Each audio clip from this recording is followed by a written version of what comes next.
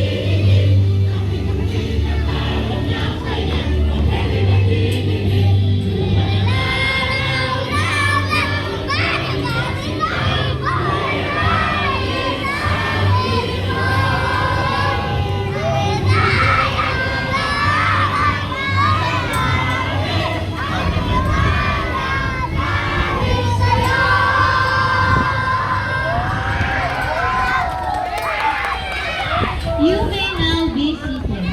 Today marks the beginning of Nutrition Month celebration to show that we value life through good nutrition as a salute to the celebration of life.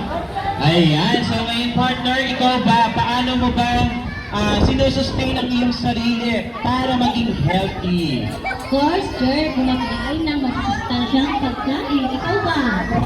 Hindi ko na ito sa suot ko. Ano nakalagay sa damit mo? Anong sabi? Zumba. Ayan, syempre, hindi ako sumasayaw. Kumakain lang ako.